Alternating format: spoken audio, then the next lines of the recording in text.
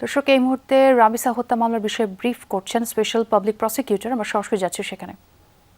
নিকট 24 ঘন্টার মধ্যে উপস্থাপন করা হয়। তার নিকট আরেকটি হলো চার্জ গঠনের সময়, আরেকটি হলো 342-এর সাফাই সাক্ষীর সময়, আরেকটি রেয়ার ঘটনা আছে, সেটা হলো 340-এর 3-এ সাক্ষ্য দেওয়ার সময়। এই ঘটনার বাইরে আসামি অন্য কোথাও কোনো কথা বলতে পারে না। সেই কথা বললে কি হয়, সেই কথা অন্যের শেখানো কথা হতে পারে, অথবা জেলখানায় যে আসামিরা যাদের সাথে থাকে সহ প্রিজনারদের কুচক্রর বুদ্ধির একটা অংশ হিসাবে বলতে পারে। আমরা বিশেষ করে 1 নম্বর আসামি সোহেল রানা, তার 164 ম্যাজিস্ট্রেট কর্তৃক যথাযথভাবে রেকর্ডকৃত অত্র ট্রাইব্যুনালে পড়ে শোনাই।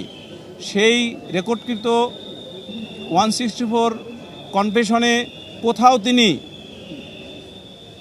ডলার নামক শব্দটি উচ্চারণ করেননি।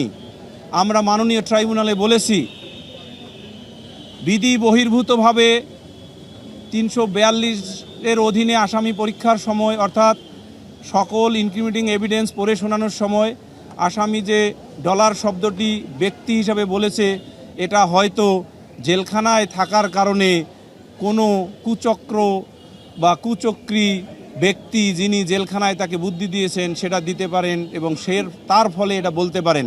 এগুলো আদালতে বিবেচনার বিষয় নয়। আমরা তারপর আর্গুমেন্ট করেছি, এই মামলার ভিকটিম রামিসা আক্তারকে যেভাবে ধর্ষণ এবং হত্যাকাণ্ড ঘটিয়ে তার দেহ খণ্ড বিখণ্ড করে